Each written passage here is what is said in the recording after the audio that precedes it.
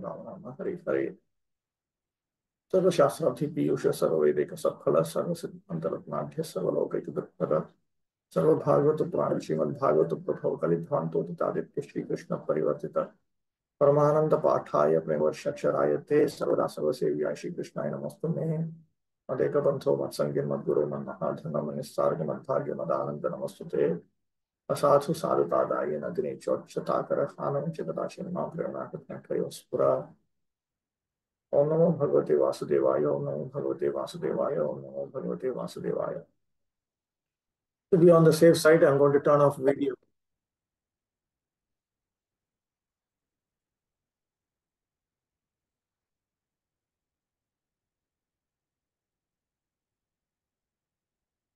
Okay, 1 minute. Okay, 44. So today is 1.13.44 up to what? Up to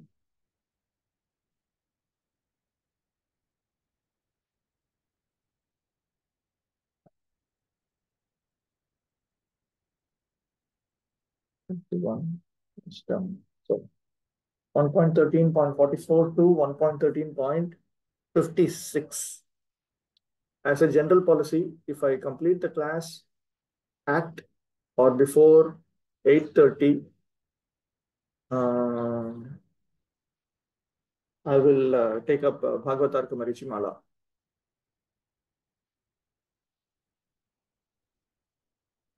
44. यन्मन्यसे ध्रुवं लोकम् अध्रुवं वा न चोभयम् सर्वथा न हि शोच्यास्ते स्नेहादन्यत्र मोहजात्. O king, in all circumstances, whether you consider the soul to be an eternal principle, or the material body to be perishable, or everything to exist in the impersonal absolute truth, or everything to be an inexplicable combination of matter and spirit, feelings of separation are due only to illusory affection and nothing more.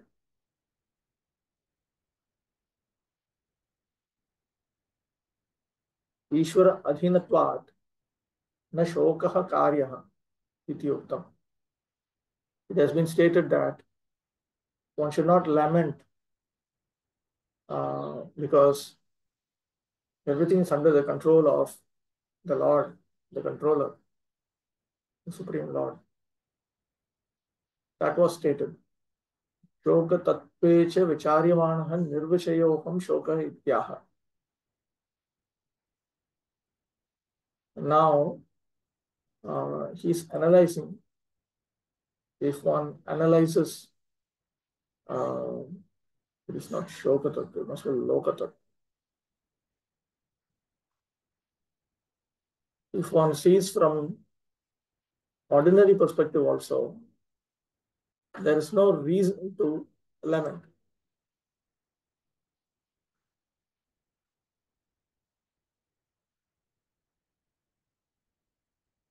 Whether one considers the living entity to be a jiva or the body,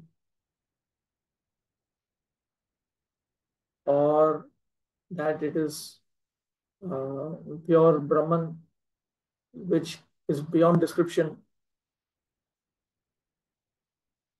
or that it is due to a combination of matter and spirit. Any of these four perspectives, if one accepts, there's no point in lamenting about one's uncles. The only reason for lamentation is that affection, and that affection is based on ignorance.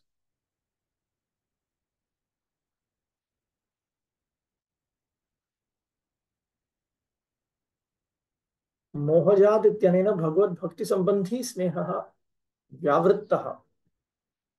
Here, the discussion is not about affection related to devotional service to the Supreme Personality of Godhead. The word mohajat, where is that? Mohajat, the last word. Nehadanyatra mohajat. Mohajat. indicates that he's talking about affection caused by bewilderment or illusory affection. Taduttham shokam tu karuna rasa sthai bhavam parama upadeyam manyate. On the other hand, affection that is related to devotional service to the Supreme Personality of Godhead is it produces shoka or lamentation, which yields a sthai bhava, a permanent mood of pity, of the rasa of pity, which is most useful.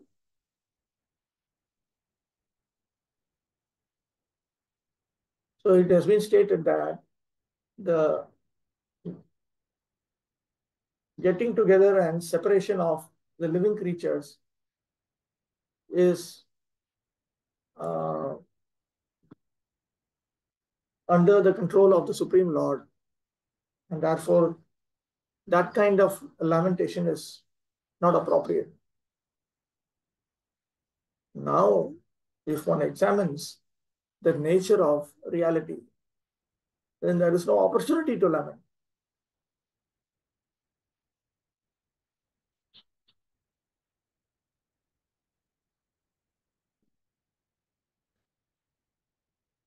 If one thinks that the living entity is an eternal principle, then there's no need to lament. If one thinks that the living entity is the body, then the body is adhruva, is not eternal. It is always capable of being destroyed. It always perishes. It certainly perishes. So again, there is no need to lament. If one thinks that it is beyond these two eternals,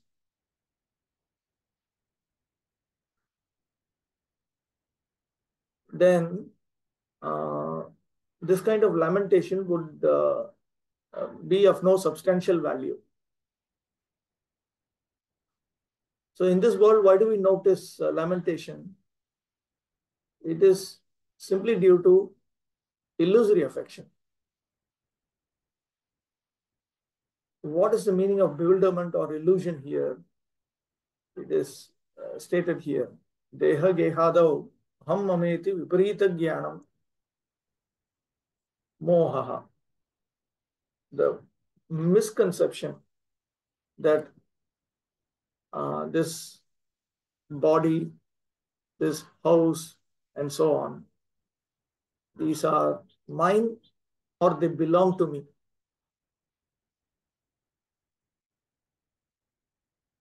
So it is this kind of affection that is the residence of this lamentation. This is not affection towards Lord Hari or towards devotees of Lord Hari. This is affection born out of bewilderment. The actual fact is that every living being is an individual part and parcel of the Supreme Being, and that his constitutional position is subordinate cooperative service. His constitutional position is subordinate cooperative service, either in his conditional material existence or in his liberated position of full knowledge and eternity. The living entity is eternally under the control of the Supreme Lord. But those who are not conversant with factual knowledge put forward many speculative propositions about the real position of the living entity. It is admitted by all schools of philosophy that the living being is eternal and that the covering body of the five material elements is perishable and temporary. The eternal living entity transmigrates from one material body to another by the law of karma, and material bodies are perishable by their fundamental structures. Therefore, there is nothing to be lamented in the case of the souls being transferred into another body or the material bodies perishing at a certain stage. There are others also who believe in the merging of the spirit soul in the Supreme Spirit when it is uncovered by the material engagement. And there are others also who do not believe in the existence of spirit or soul but believe in tangible matter. In our daily experience, we find so many transformations of matter from one form to another, but we do not lament such changing features. In either of the above cases, the force of divine energy is uncheckable. No one has any hand in it, and thus there is no cause of grief. 45. Tasmad jahyanga vaiklavyam ajnana kritamatmanaha katham tvanatha kripana varteram ste chamam vina. Therefore, give up your anxiety due to ignorance of the self. You are not thinking of how they, who are helpless, poor creatures, will exist without you.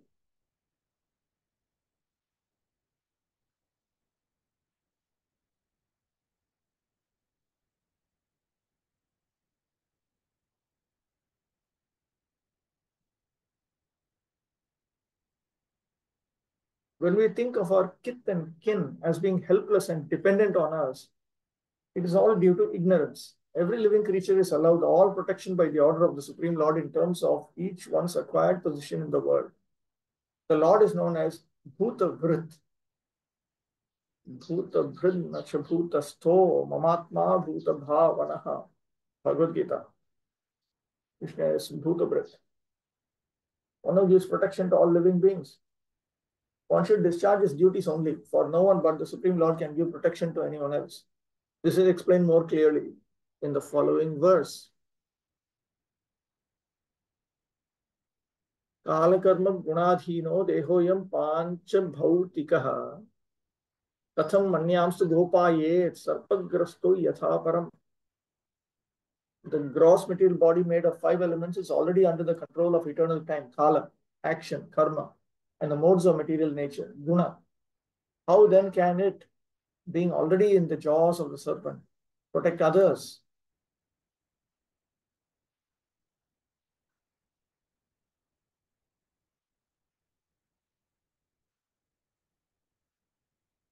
Tatra tvaddehataha tesham vrittihi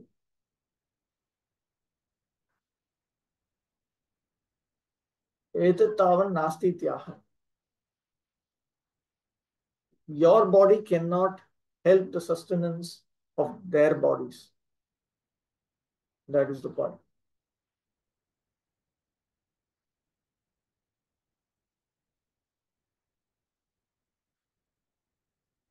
Jiva Goswami notes, Mamayam Pitradihi Maya Rakshyaha iti Abhimanaha na kartavyaha. Don't be absorbed in the thought that my uncles and so on are meant to be protected by me.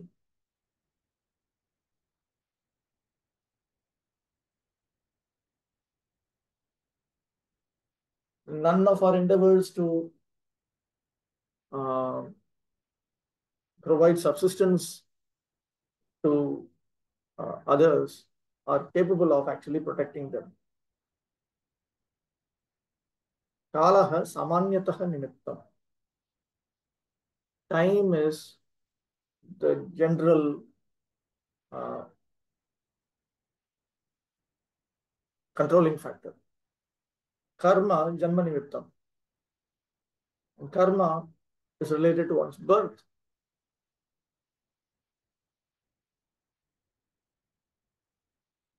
And then we have the modes of material nature.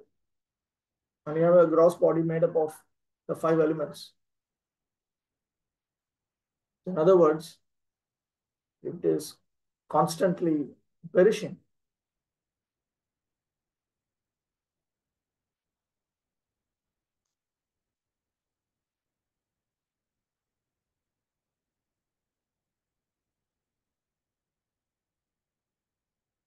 The world's movements for freedom through political, economic, social, and cultural propaganda can do no benefit to anyone, for living beings are controlled by superior power. A conditioned living being is under the full control of material nature, represented by eternal time and activities under the dictation of different modes of nature. There are 3 material modes of nature, namely goodness, passion, and ignorance. Unless one is situated in the mode of goodness, one cannot see things as they are. The passionate and the ignorant cannot even see things as they are. Therefore, a person who is passionate and ignorant cannot direct his activities on the right path. Only the man in the quality of goodness can help to a certain extent. most persons are passionate and ignorant, and therefore their plans and projects can hardly do any good to others. Above the modes of nature is eternal time, which is called Kala, because it changes the shape of everything in the material world. Even if we are able to do something temporarily beneficial, time will see that the good project is frustrated in course of time. The only thing possible to be done is to get rid of eternal time, Kala, which is compared to Kala Sarpa or the cobra snake, whose bite is always lethal. No one can be saved from the bite of a cobra. The best remedy for getting out of the clutches of the cobra-like Kala or its integrity means all the other factors that come together with the time factor. The modes of nature is Bhakti Yoga, as it is recommended in the Bhagavad Gita 14.26. Mam cha yog vyabhicharena bhakti yogena sevate sagunan samatityaitan brahma bhuvaya kalpate. The highest perfectional project of philanthropic activities is to engage everyone in the act of preaching Bhakti Yoga all over the world, because that alone can save the people from the control of Maya or the material nature, represented by Kala, Karma, and Guna as described above. The Bhagavad Gita 14.26 confirms this definitely. 47. Hastani sahastanam apadani chatuspadam Phalguni tatra mahatam jivo jivasya jivanam.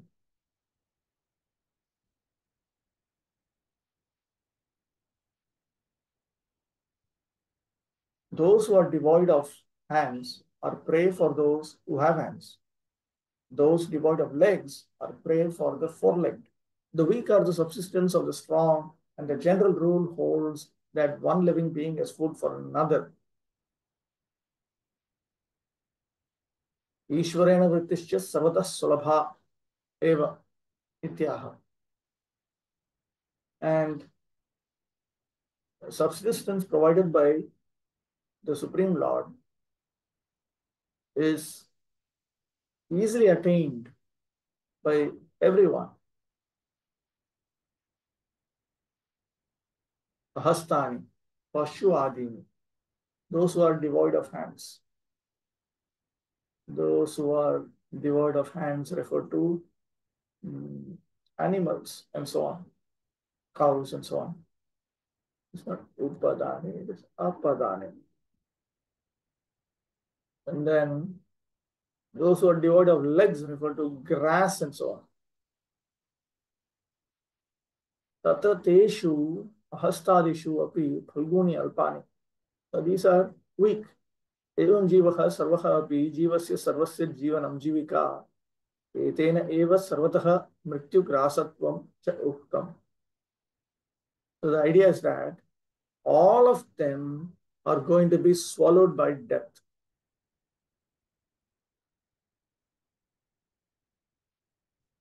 Yoga Goswami notes another important point. You should not be sorry if they have been eaten by tigers and so on.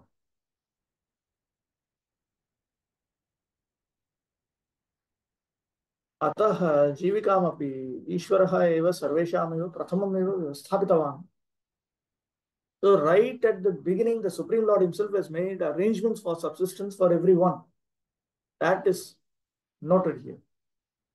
Ahastani, those who are devoid of hands refer to deer and so on. Just as bigger fish eat smaller fish, like that. One living being is food for another. This is natural source of subsistence. Therefore, this is a general rule. Tena tapasvinam patra pushpa phaladihi ishvara kalpitaiva nishiddha jivikasti. So there is a source of subsistence which is not forbidden and which has been provided by the Supreme Lord for ascetics in the form of leaves, flowers, fruits, and so on. Kimartham tvam vishidasi iti bhava. The implication is, so why are you in dejection about this?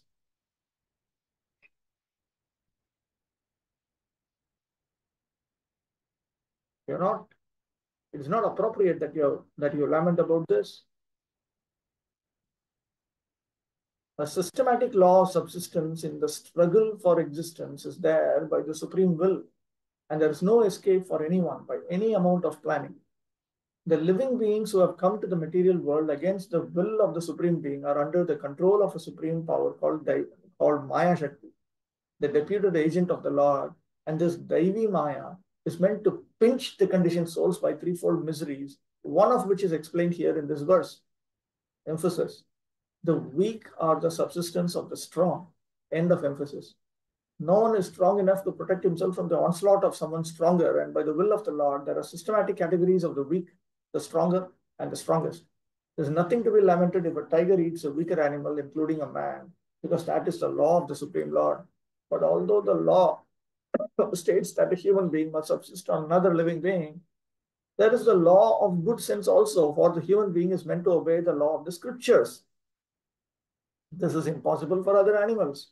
The human being is meant for self-realization, and for that purpose is not to eat anything which is not first offered to the Lord.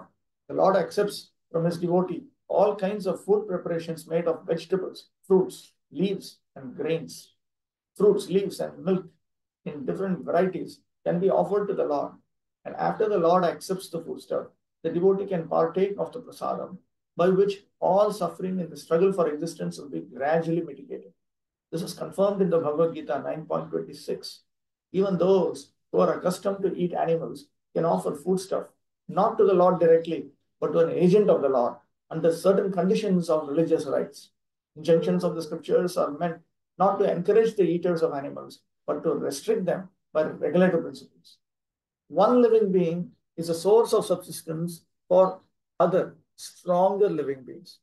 No one should be very anxious for his subsistence in any circumstances, because there are living beings everywhere, and no living being starves for want of food at any place. Maharaj Yudhishthira is advised by Narada not to worry about his uncle's suffering for want of food, for they could live on vegetables available in the jungles as prasadam of the Supreme Lord, and thus realize the path of salvation. Exploitation of the weaker living being by the stronger is a natural law of existence. There is always an attempt to devour the weak in different kingdoms of living beings. There is no possibility of checking this tendency by any artificial means under material conditions. It can be checked only by awakening the spiritual sense of the human being by practice of spiritual regulations. The spiritual regulative principles, however, do not allow a man to slaughter weaker animals on one side and teach others peaceful coexistence. If you do not allow the animals peaceful coexistence, how can you expect peaceful coexistence in human society? The blind leaders must therefore understand the Supreme Being and then try to implement the kingdom of God. The kingdom of God, or Ramarajya, is impossible without the awakening of God consciousness in the mass mind of the people of the world. This awakening of God consciousness, actually prior to a Renaissance in Europe, before the so-called scientific revolution and so on, Europe was basically thinking in terms of God. For everything, they were thinking in terms of the Bible. Even the initial scientific research they did was to understand the mind of God according to the instruction of the Bible. Because there was this idea that there are two books that reveal the mind of God. One is the Bible, and the another is the creation of God. This creation itself reveals the glory of God. So far we only have been studying the Bible. Now let us study the Bible, and let us also study this world to understand the glory of God. So this is how they did. Now what has come about is that currently all in the name of modern science, for all practical purposes, scientific research is tending towards atheism more and more. But it has to go back to this point of God conscious, mass mind of the people of the world. 48. Tadidam Bhagavan Rajan Eka Atmatmanam Swadrik Antaro nantaro bhati pashyattam mayayorudha. Therefore, O king, you should look unto the Supreme Lord only, who is one without a second, and who manifests himself by different energies and is both within and without. Moha nivrityartham dvaitasya avastuttvamaha. In order to mitigate this delusion, Ardhamani explains that duality, uh, the duality of material experience is insubstantial. It has no substance. So this world, idam, this manifestation refers to this world of those who are of living beings who are devoid of their hands, those who are possessed with hands, and so forth. So this is a material duality. Swadrik Bhagavan eva na tatah prathak.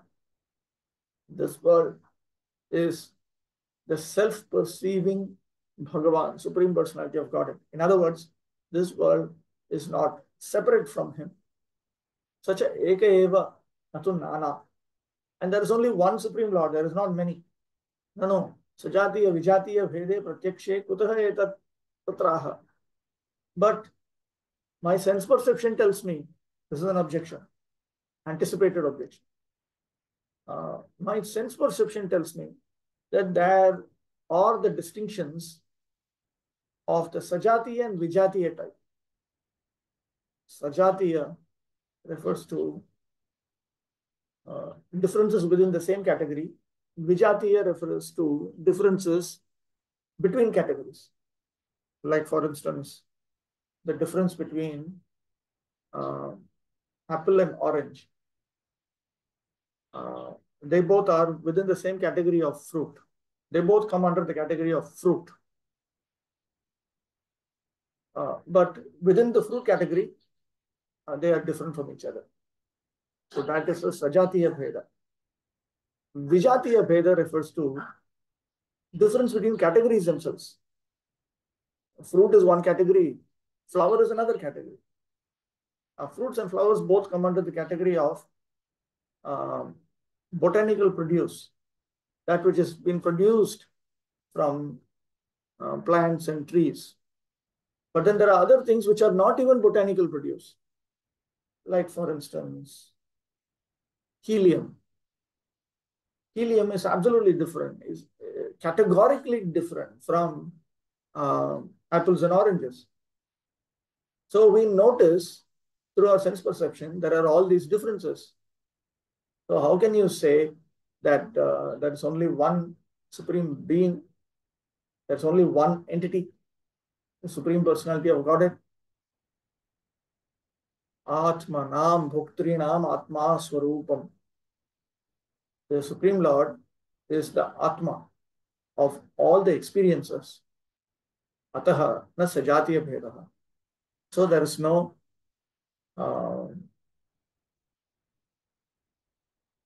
Sajatiya difference here. Antarha, Antarascha, Antarvahishcha, Bhaktir Bhogya, Rupascha, Bhati. And he himself manifests in the form of the enjoyers and the enjoyed. So he is both inside and outside. Ato na Vijatiya Bhedopi. So there is no Vijatiya difference also. Nano ekah katham tatha pratiyate. Then how is it that just one person is perceived Maya Bahuda Bhati? He appears to be many due to Maya. Tampashya.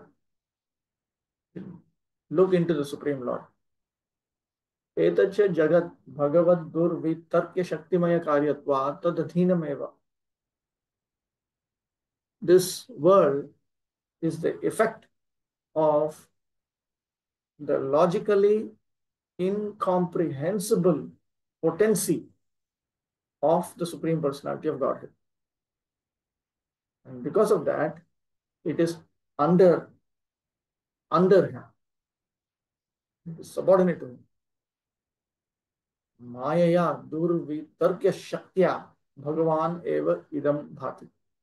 It is by his logically incomprehensible potency of Maya that the Supreme Personality of Godhead appears in this manner. Etadrupena parinamate. He transforms himself into this world.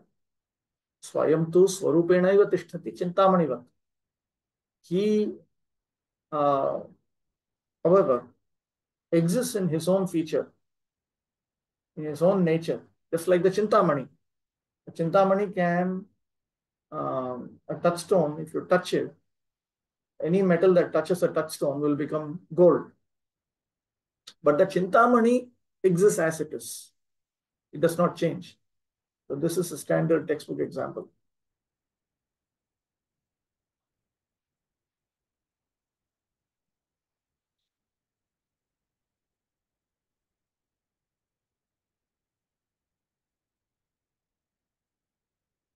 कालकर्मादिकस्य सर्वस्य जगतः भगवत शक्ति कार्यत्वात् सर्वं भगवान एव.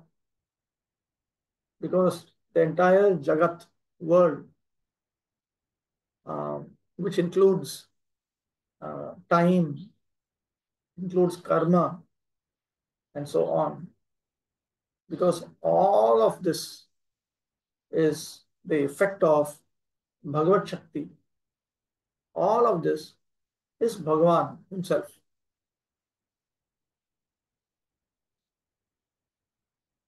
So through his personal potency, in the form of the Antaryami, he is the self-revealing person. In the form of the enjoyer, the jiva. In the form of the object of experience, happiness, distress, and so on. Bhagavan eva shaktitraya rupena bhati. It is the Supreme Personality of Godhead himself who manifests himself in the form of the three Shaktis. Atastam evaikam maya shaktya urdha devatiriyagadi deharupena bahuda. Therefore, it is by his Maya potency that he appears to be many in the form of devas, animals, and other embodied beings, in the form of different bodies. If the universe is under the control of Bhagavan, then why is it said that the body is under the control of time, activity, the modes of nature? That is stated here. Eka eva Bhagavan idam jagat. The Supreme Bhagavan himself, the one Supreme Bhagavan himself is this universe. But then, isn't this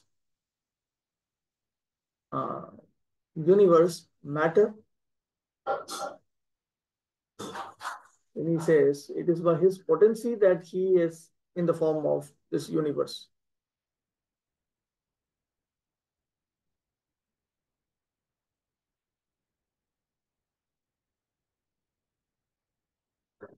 The spiritual potency refers to the para, superior potency, and the kshetragya potency.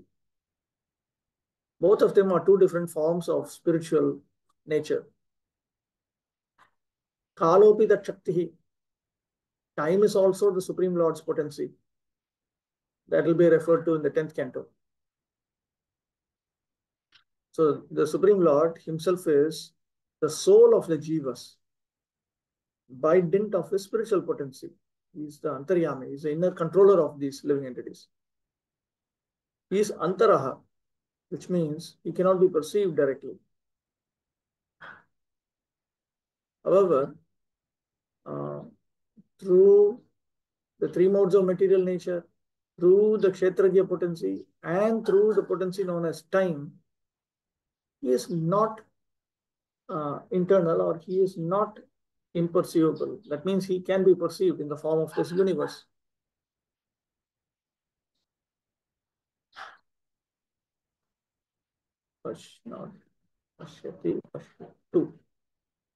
So through this discriminate understanding, you should see all of this.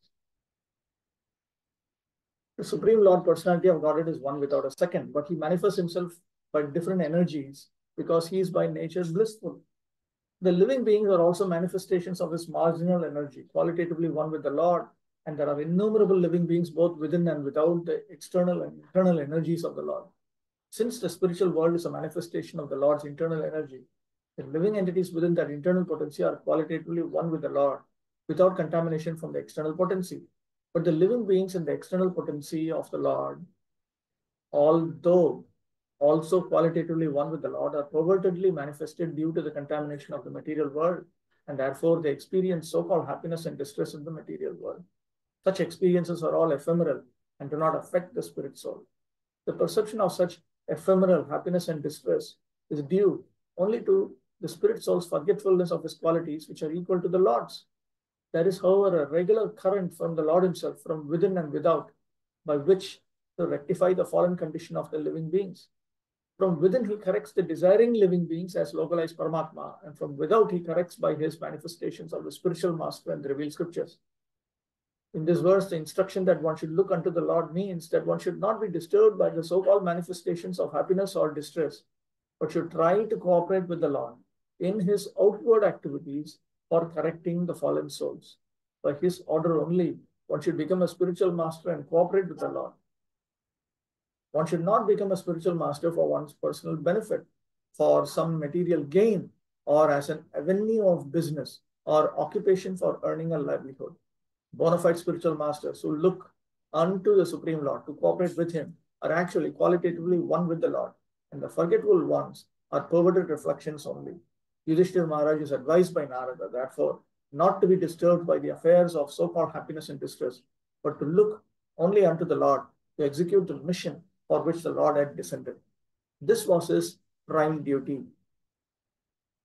49. Soyamadya Maharaj Bhagavan Bhuta Bhavanaha Kalarupovatirnosyam Abhavaya Suradvisham.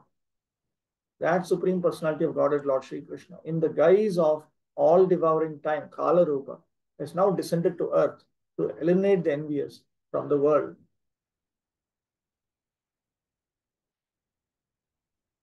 Kvasavasti Vitrashaha Mahamayavi Varakayam Ityaha. Soyamiti. So where is that person, the controller of this great delusion?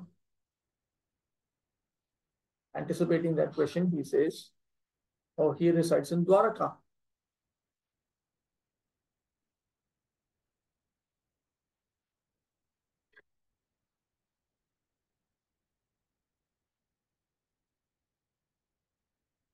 In the form of time, he brings about the destruction of those who are envious of the demigods. Vartamana samipye vartamana vadva. There's a rule that, this is a grammar rule. And he says that he has descended to eliminate the envious from the world. He's actually going to do it, or he has just done it. Vayam tu Paramananda Rupa eva. By himself, he is full of bliss. But as the energizer of Kala Shakti, he is a destroyer. Kala Rupa, that's an explanation of this Kala Rupa. In the disguise of all-devouring time. In the guise of all-devouring time.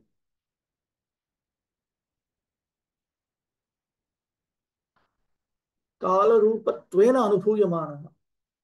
He is experienced as if he is death personified.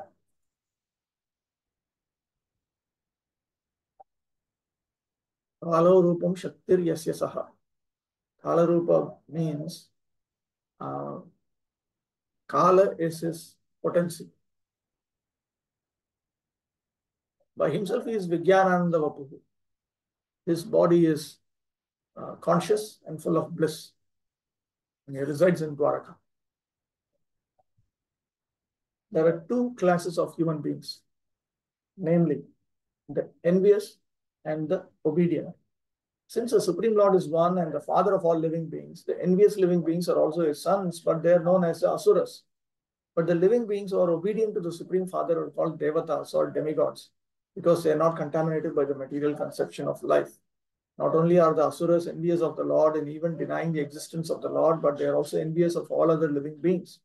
The predominance of asuras in the world is occasionally rectified by the Lord when he eliminates them from the world and establishes the rule of devatas, like the Pandavas. His designation as Kala in disguise is significant. He is not at all dangerous, but he is the transcendental form of eternity, knowledge, and bliss. For the devotees, his factual form is disclosed, and for the non-devotees, he appears as Kala Rupa, which is his causal form. It is his form as the cause of destruction in this world. This causal form of the Lord is not at all pleasing to the asuras, and therefore they think of the Lord as formless in order to feel secure that they will not be vanquished by the Lord. I thought there was, there are questions in the chat box. No living being starves due to want of food, but we see many are getting food. What is this? But we see many are not getting food, like poor people, Adivasis and beggars.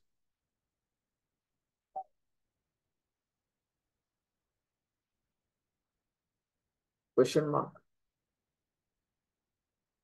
Prabhupada explains that this is due to mismanagement created by mankind itself. If one properly follows, then one will not have all these miseries. Everybody will get their eating, their ahara nidra bhayamaitana will be taken care of. But if mankind itself becomes corrupt and starts mismanaging, then it becomes a problem. But the Lord's own arrangement is such that everybody will get their due quota. It's only human beings who create a big mess. Creation of God written by, what is the meaning of this? Creation of God written by. So you said creation of God is another book. It is written by whom?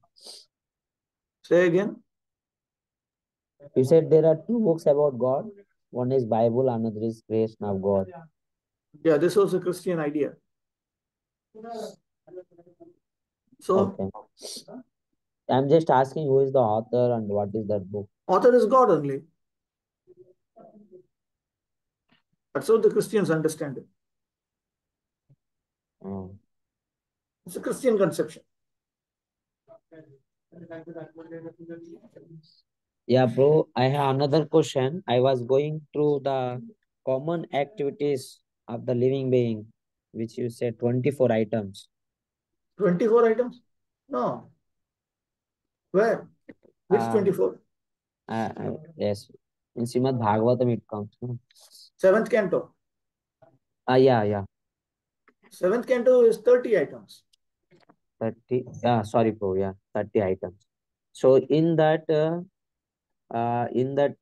hearing about the activities and instructions by the Supreme Personal Godhead. So is there any specific activities and instructions we should hear, chant, always remember? Yes. Bhagavad Gita, Bhagavatam, Chaitanya Charitamrita.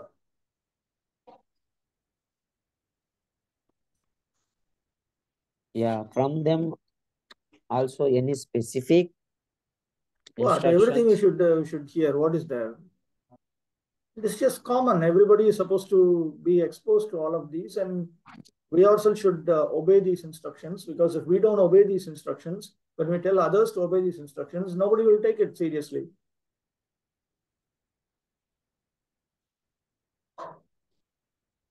That's all. Yeah, but we see, but there are numerous instructions, right? Okay, so let's start with Bhagavad Gita. Bhagavad Gita is small enough. If Bhagavad Gita is also too big, then Ishopanishad. Start with the Ishopanishad.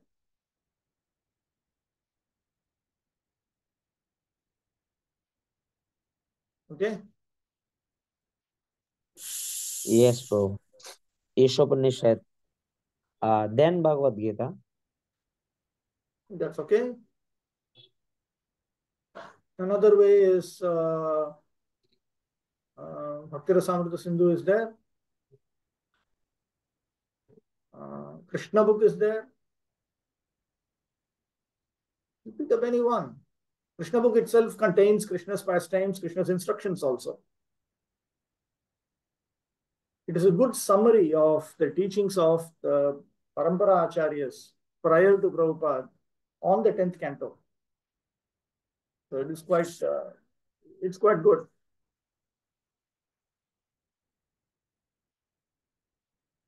Okay, let's move on. 50. Nishparitam devakrityam avashesham pratikshate tavadyuyam avekshadvam bhavad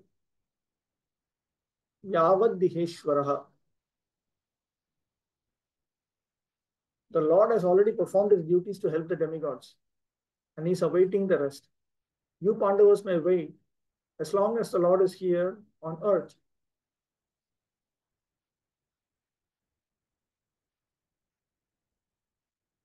Tarhi Shri Krishna atra asti iti atra eva astha makrita. So don't put your faith in just being here. Don't think that you should just be here just because Sri Krishna is here.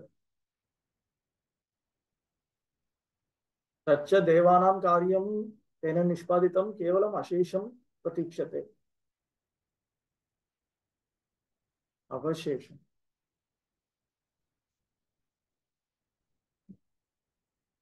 Pratikshate. He's just waiting for, he's awaiting the rest. He's awaiting the rest means that he's actually waiting for the destruction of the Yadu Vamsha. He's waiting for the Yadu Vamsha to destroy itself. Tato nijam dhama yasyati. Tataha yuyam api gachata. Ityartha. So then he will go to his own abode, and then all of you also should go. Tachya bhutam api viduravad deva na avarnayat. So even though that has happened, like Vidura, he did not describe.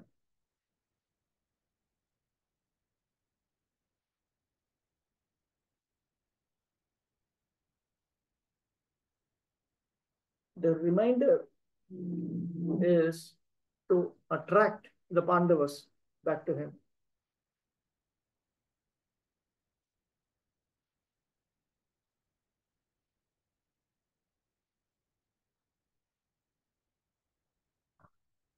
When you hear that he has disappeared, then afterwards you should become indifferent to everything that exists here.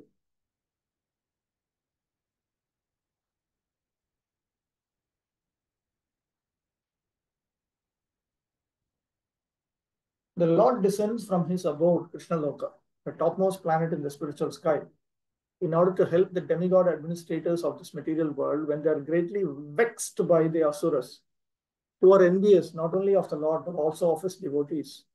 As referred to above, the conditioned living beings contact material association by their own choice, dictated by a strong desire to lord it over the resources of the material world and become imitation lords of all they survey. Everyone is trying to become an imitation god. There is keen competition among such imitation gods, and such competitors are generally known as asuras. When there are too many asuras in the world, then it becomes a hell for those who are devotees of the Lord. Due to the growth of the asuras, the mass of people who are generally devoted to the Lord by nature, and the pure devotees of the Lord, including the demigods and higher planets, pray to the Lord for relief. And the Lord either descends personally from his abode or deputes some of his devotees to remodel the fallen condition of human society or even animal society. Such disruptions take place not only in human society, but also among animals, birds, or other living beings, including the demigods in the higher planets. Lord Shri Krishna descended personally to vanquish asuras like Kamsa, Jarasandha, and Shishupal. And during the reign of Maharaj Yudhishthir, almost all these asuras were killed by the Lord. Now he was awaiting the annihilation of his own dynasty, called the Yaduvamsha, who had appeared by his will in this world. He wanted to take them away before his own departure to his eternal abode. Narada, like Vidura, did not disclose the imminent annihilation of the Yadu dynasties, but indirectly gave a hint to the king and his brothers to wait till the incident happened, and the Lord departed. So the Lord had already conceived of the plan that he's going to destroy the Yadavas. Actually, he's going to make an arrangement for the Yadavas to destroy themselves. So the annihilation was imminent. It was going to happen. So they should wait. Then how can we differentiate either this due to management problem of living entities karma or living entities karma? This is about food. Food has been arranged. It's only when people become sinful and they don't provide for it, then it becomes a problem. Just like the government makes an arrangement even for prisoners to get food. They give food. Everywhere they give food. Even the one who is going to be executed, even that person is given food.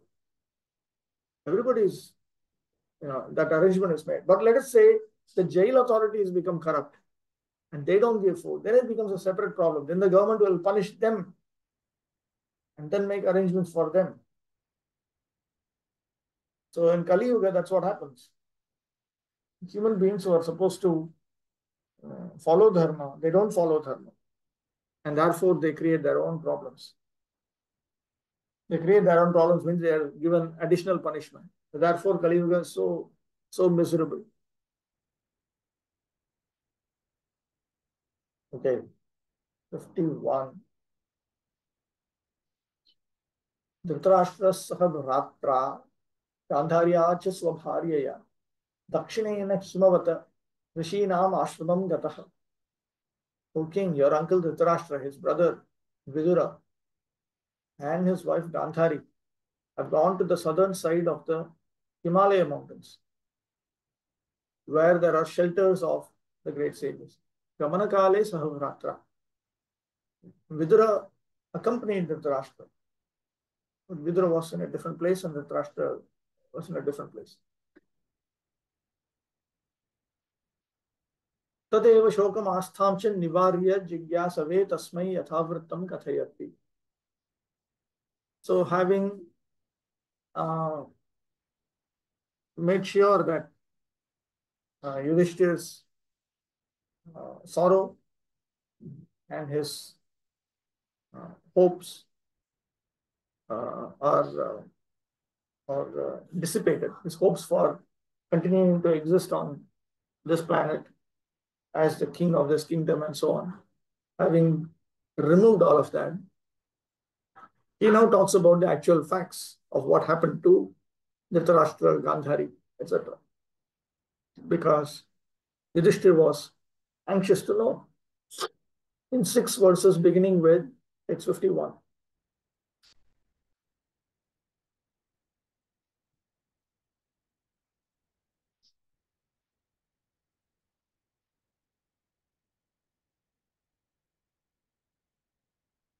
To pacify the mourning Maharaj Yudhishthira, Narada first of all spoke from the philosophical point of view, and then he began to describe the future movements of his uncle, which he could see by his foreseeing powers. Then he spoke as follows.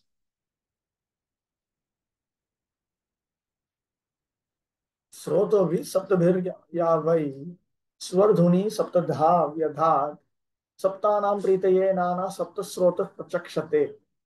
The place is called Saptasrota, divided by 7, because there the waters of the sacred Ganges were divided into 7 branches. This was done for the satisfaction of the 7 great rishis. Just 1 minute.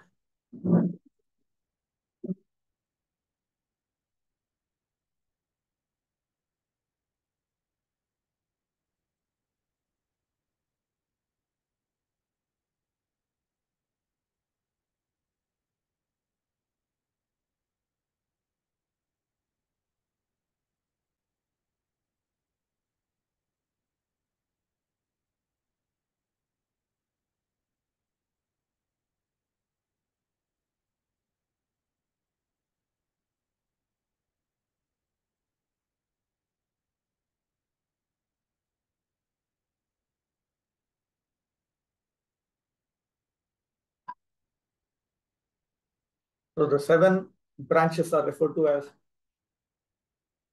with different names. Marichi Ganga, Atri Ganga, and so on.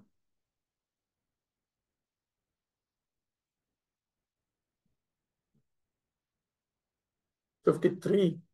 Snatvanu savanam tasmin उत्वाचाग्निं यथा विधि अभक्ष उपशांतात्मा स आस्ते विगतै क्षणः. On the banks at Saptasrota, Dhritarashtra is now engaged in beginning Ashtanga Yoga by bathing 3 times daily in the morning, noon, and evening, by performing the Agnihotra sacrifice with fire, and by drinking only water. This helps one control the mind and the senses and frees one completely from thoughts of familial affection. Wait, wait, wait. Now I need to open up Jayadvaja. Makes for me.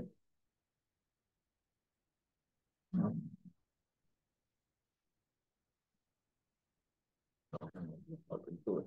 I will open.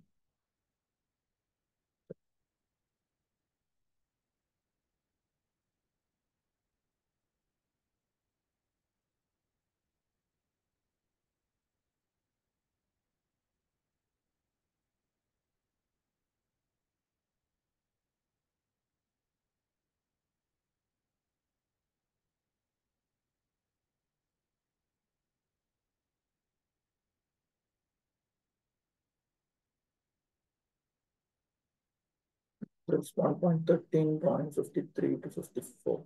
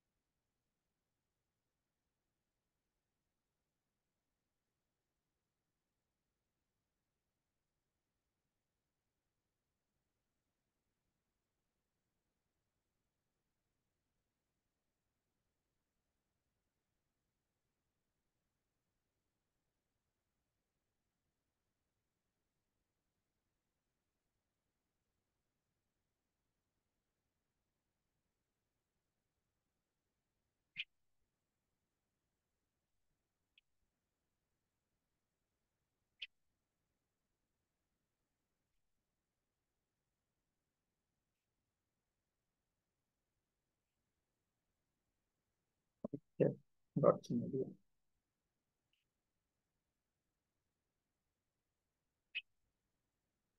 This is actually, according to Madhvacharya, this is, um, even though he's talking in present tense, this is what happened.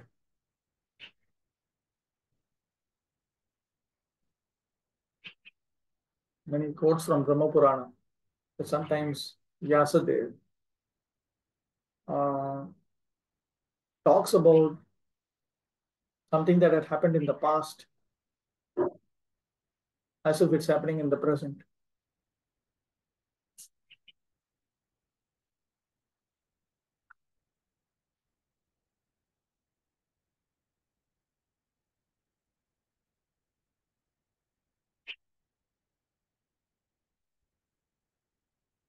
According to Sridhar Swami, he engaged in Ashtanga Yoga, and that is described in 4 verses, beginning with text 53.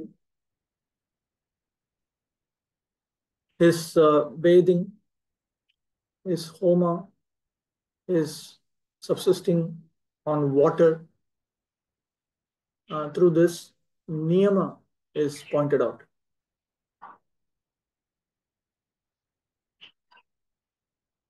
He was freed from his desires for his sons and so on. That means he is freed from thoughts of familial affection. This is an indication that yama is being accepted. In Ashtanga, there is yama, niyama, asana, pranayama, and so on. Jitasana. Jitasana. Jitasana is coming in the next verse. Yes, I think it's coming in the next verse. Let's go one by one.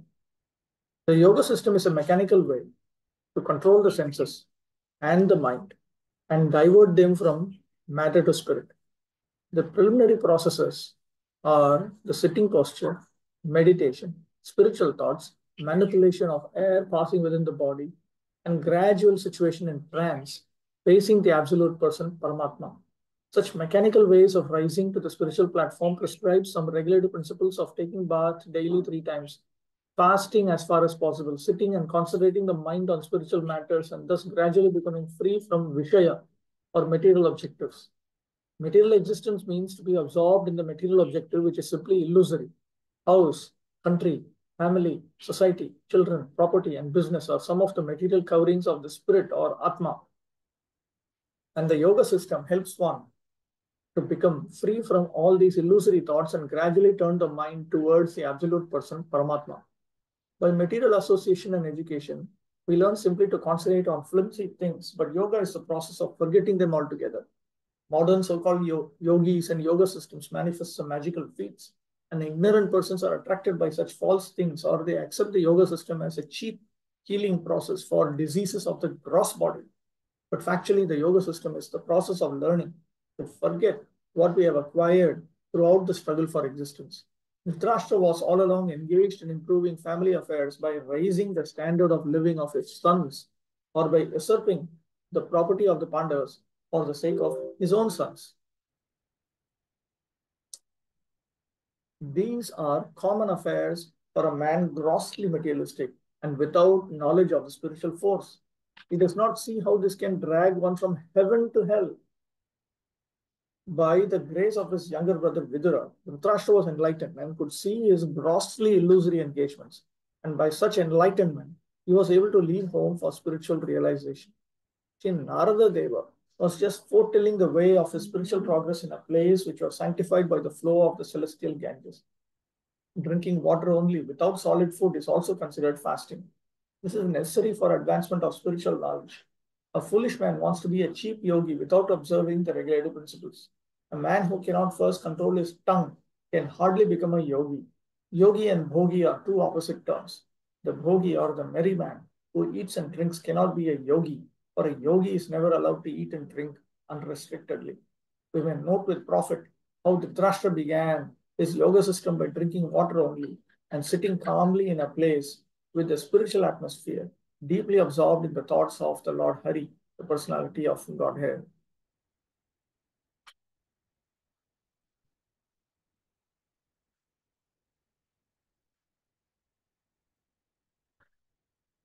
No.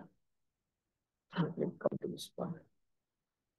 54. Jitasano jitashwasa pratyahrata shadindriya hari bhavanaya dhvastar rajasarpa tamo malaha. One who has controlled the sitting postures, the yogic asanas, and the breathing process can turn the senses toward the absolute personality of Godhead and thus become immune to the contamination of the modes of material nature, namely mundane goodness, passion, and ignorance. Jitasana ityagina asana pranayama pratyahara ukta. So in this verse, asana, pranayama, and pratyahara have been brought out. Hari bhavanaya iti dharana ukta.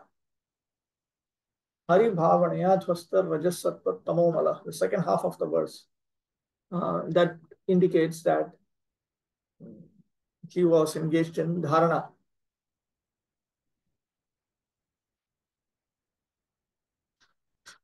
Consequently, dhyana is also brought out because the result of of this is that sattva, rajas, tamo gunas, these contaminations go away.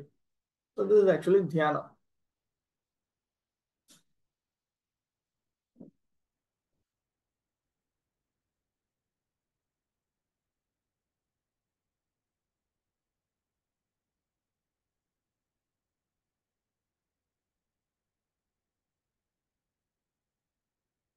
The preliminary ways of the way, preliminary activities of the way of yoga are asana, pranayama, pratyahara, dhyana, dharana, etc. Maharaj Dhritarashtra was to attain success in those preliminary actions because he was seated in a sanctified place and was concentrating upon one objective, namely the Supreme Personality of Godhead, Hari. Thus, all his senses were being engaged in the service of the Lord. This process directly helps the devotee to get freedom from the contaminations of the three material modes of nature. Even the highest mode, the material mode of goodness, is also a cause of material bondage. And what to speak of the other qualities, namely passion and ignorance. Passion and ignorance increase the material propensities of hankering for material enjoyment and of a strong sense of lust for accumulating wealth and power. One who has conquered these two base mentalities and has raised himself to the platform of goodness, which is full of knowledge and morality, cannot also control the senses, namely the eyes, the tongue, the nose, the ear, and touch. But one who has surrendered himself under the lotus feet of Lord Hari, as above mentioned, can transcend all influences of the modes of material nature and be fixed in the service of the Lord. The Bhakti Yoga process, therefore, directly applies the senses to the loving service of the Lord. This prohibits the performer from engaging in material activities.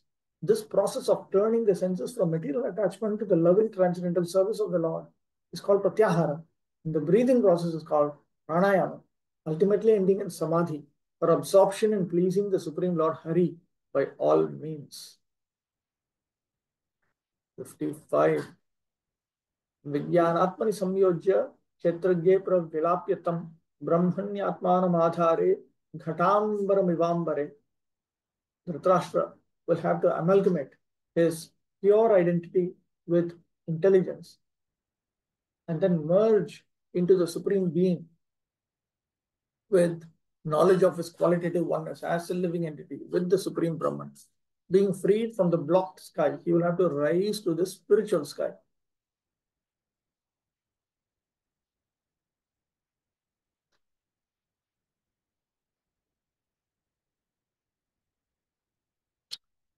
Here, you see this Vijnanatmani.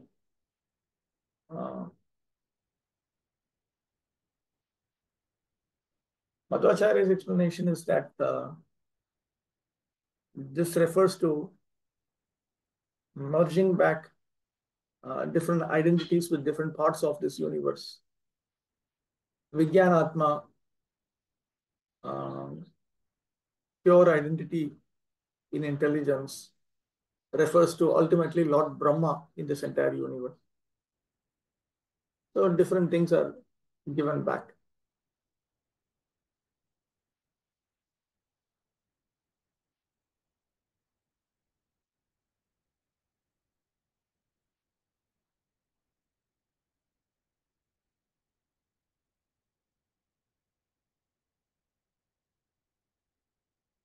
The living being, by his desiring to lord it over the material world and declining to cooperate with the Supreme Lord, contradicts the sum total of the material world, namely the Mahat Tattva. And from the Mahat Tattva, his false identity with the material world is developed, along with his material intelligence, mind, and senses. This is creation. All these cover his pure spiritual identity. By the yogic process, when his pure identity is realized in self-realization, one has to revert to the original position by amalgamating the five gross elements and the subtle elements, mind and intelligence, into the Mahat Tattva again. This is dissolution. Thus, getting freed from the clutches of the Mahat Tattva, he has to merge into the existence of the Super Soul. In other words, he has to realize that qualitatively he is non-different from the Super Soul.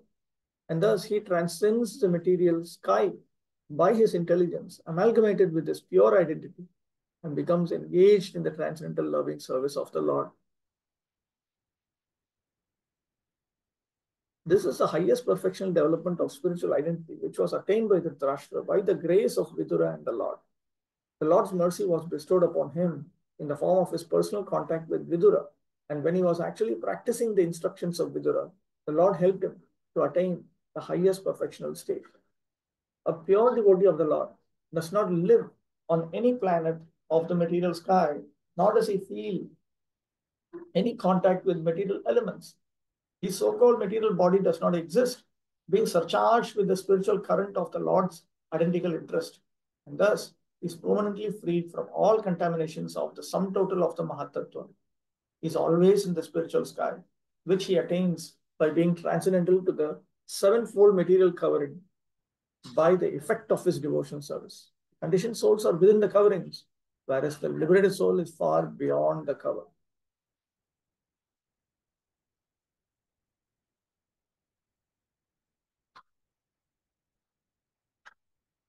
56. ध्वस्तमाया गुणोदर्पो निरुद्ध करणाशयः निवर्तिताखिलाहार आस्ते स्थाणुरिवाचलः तस्यांतरायो मैवाभू संन्यस्ताखिल कर्मणः. You will have to suspend all the actions of the senses, even from the outside, and will have to be impervious to interactions of the senses, which are influenced by the modes of material nature. After all material duties, you must become immovably established, beyond all sources of hindrances on the path.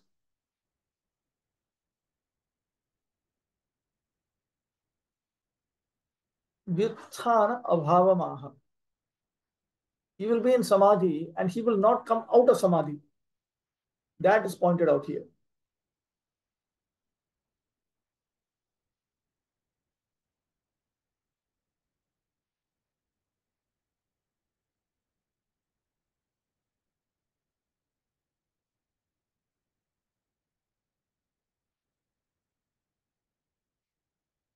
घटांबरम इति चिद्रूपेण एव अभेद अंशे दृष्टान्तः इति ज्ञेयम्.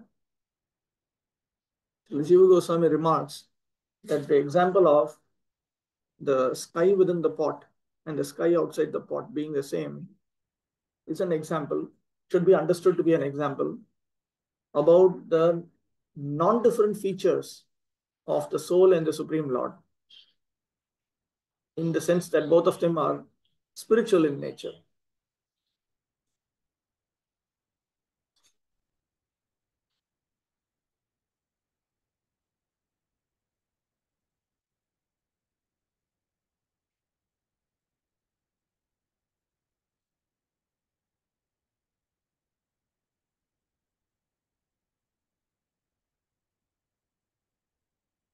The idea is that first one has to merge the elements in their causes, and then the ahankara, false ego, in Mahatattva. This is the way one should meditate, that they all belong to these respective elements. And then one should consider that false ego is also connected to the jiva. And then one should consider that the kshetragya, or the living entity, is connected with Brahman. And Brahman in the super soul, and the super soul in Bhagavan. So this is how one should meditate. It's a process of meditation. Nano antaryami bhagavator aikyameva prasiddham. It is well known that the antaryami, or the inner ruler, or Paramatma, and Bhagavan are one. Still, there is a metaphorical difference between the two. And that is explained in this example of the sky within the pot and the sky outside the pot.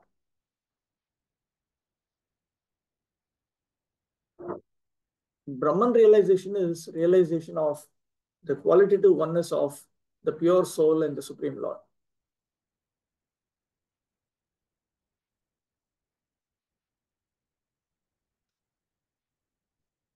The same explanation is given by Sri Baladev Vidyabhushan also.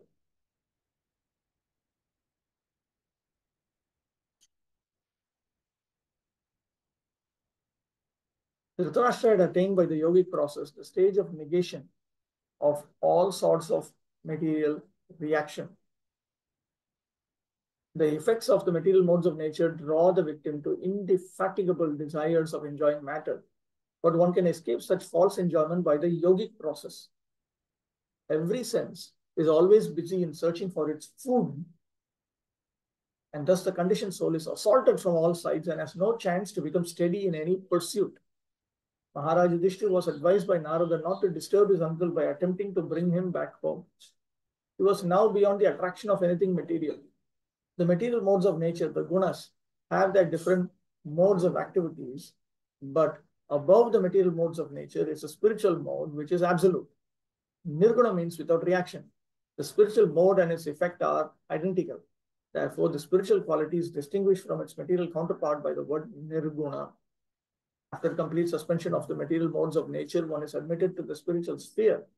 An action dictated by the spiritual mode is called devotion, service, or bhakti. Bhakti is therefore nirguna, a state one attains by direct contact with the absolute. Okay, I will stop with this.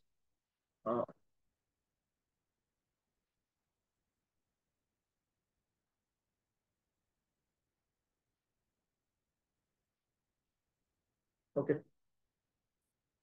There is something in the chat box. We heard after sunset one should not take grains. How to work on it? We take chapati also, sometimes rice, sometimes even fish. We have to come to this point. Those who have already come to this point should not fall down. And others should also think about how to come to this point. One practical way how they get these kind of things done is they organize their eating during the day. They decide at this time I will eat this time I will eat this time I will eat this. So in that way they organize their eating. They should also come to this point. How to avoid grains. I've been thinking about it. Sometime during the day I should just take Anukalpa. I've been thinking about it. This is good.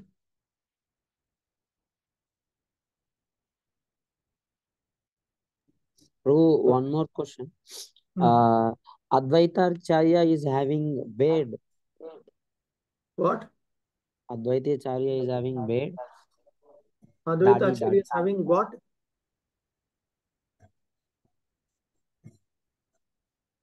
I could not understand. Beard. English is a funny language. Each word you have to learn how to pronounce it differently. Okay, Advaita Acharya is having a beard. Yes, Advaita Acharya is having a beard. So, but in our Vaishnava culture, nobody is having. But why Advaita Acharya alone is having? In our Vaishnava culture, nobody is having. In Chaturmasi they have. Chaturmasi they have. 4 months one is not supposed to shave now. Okay, that means not all the time he had. Doesn't look like. If you go to Yoga Peeth and you see Advaita Acharya DT, he will not have beard. Kantipur also. Yeah. I was reading on Prabhupada comments on this, and Prabhupada is writing that you have to keep the beard for Advaita Acharya in some deities making, I think. Yes, yes. I don't understand. What is the problem? No, actually, some student asked me this question, why he had a beard. So, I also thought to ask. We are choosing to meditate on Advaita Acharya with a beard. Bhaktivinoda Thakur clearly says that Advaita Acharya had a beard. Yeah. But in Chaturmasa, we don't follow these things, no? Just like Prabhupada said that you have to keep clean shaved all the time. See, this we don't follow means nothing to me. We do all kinds of stupid things also. That doesn't make it Shastra. You have to look at what Prabhupada himself has said. During Prabhupada's time, when somebody wanted to follow Chaturmasya in Mayapur, he said you have to follow it fully. He did not say you cannot do it. There was a time when I think Bhavananda Goswami, I think our Guru Maharaj also, Jayapataka Maharaj, I think they were following Chaturmasya. Uh, at least Bhavananda Goswami was following. They were growing beard and all that. And then Prabhupada said, but you have to do it fully. He generally discouraged because these things require a lot of maturity. Unless you are sufficiently mature, you try to do these things and it will backfire.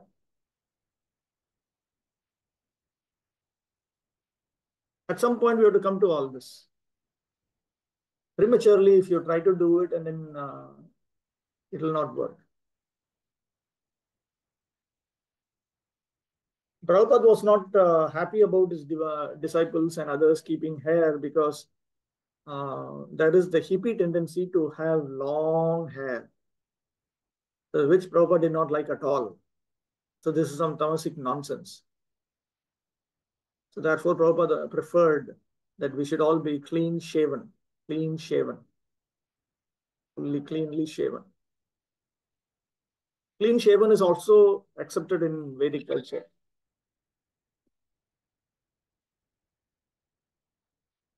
Clean shaven is also fully accepted in Vedic culture. We are not supposed to imitate Advaita Acharya anyway. Bhakti-vaibhava Thakur himself had a beard. Bhakti Siddhanta Saraswati Thakur also had a beard. We see all these things now. We see photos.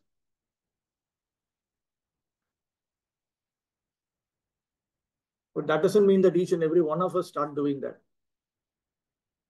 Prabhupada had other reasons why he says that we should be clean shaven. He said if you are clean shaven, you will not be attractive to women. Women very much like hair. It's a fact. Sometimes you see some very beautiful girl attracted to some hippie boy with a long beard and matted hair. You see all these things. Clean shaven. When you're clean shaven, then you become less attractive. Fully clean shaven. All right. वाञ्छाकल्पतरुभ्यश्च कृपासिन्धुभ्येव च पतितानां पावनेभ्यो वैष्णवेभ्यो नमो नमः.